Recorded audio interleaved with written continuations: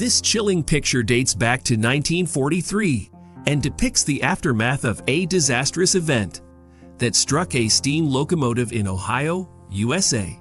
If the train is in this condition, what happened to the crew? To explain this mysterious photograph, we must first understand how a steam locomotive works. These engines use fire to heat water in a boiler, producing high-pressure steam used to move the wheels. The crew ignites and maintains a fire in the furnace, burning solid fuels like wood or coal. The heat and smoke pass through a series of tubes before exiting the chimney. These tubes are surrounded by the boiler's water. When the heat passes through the tubes, it heats the surrounding water, turning some of it into steam. This steam is under a lot of pressure and needs to be directed. It passes through the bellow, then down to the pistons that drive the wheels.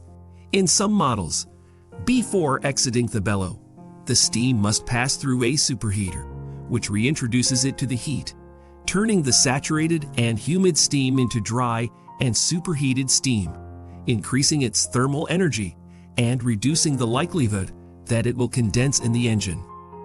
The fact that we are dealing with extreme values cannot be underestimated. The incredible heat and pressure put the components of a steam locomotive to the test, to the point that many parts require periodic replacement to ensure maximum efficiency. Should one of these components fail, the energy release could be tremendously destructive. This brings us back to the photo. The locomotive we see is a Chesapeake and Ohio T1, number 3020. In May 1943, residents around Chillicothe, Ohio, were shaken by a roar coming from the railway. Upon inspection, it was discovered that the noise was caused by a stationary train on the tracks, its engine visibly deformed and surrounded by smoking debris. The 3 crew members in the cabin were severely burned. All 3 died from their injuries. The boiler had exploded, forcing the superheater tubes out of the front of the locomotive. Explaining the image we see, it's not clear what caused the boiler to explode. It's thought that the train was climbing a hill at the time of the incident, slowing almost to a stop. The crew, to avoid getting stuck on the slope, may have chosen to reduce the amount of water in the boiler, as less water is easier to heat and thus convert into steam. Adding water at that point would have cooled the engine, reducing the amount of steam and pressure and risking blocking the train. However, water is an essential component of the steam engine, used not only for the creation of steam itself. While the fire heats the water cools the furnace. If there is a lack of water, there is no temperature moderation, and the metal sheets of the furnace begin to overheat. The metal becomes incandescent and begins to melt.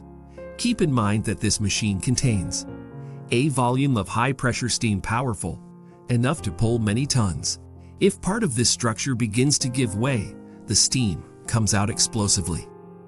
The brakeman, the stoker, and the engineer were hit by a jet of superheated steam that scalded them to death.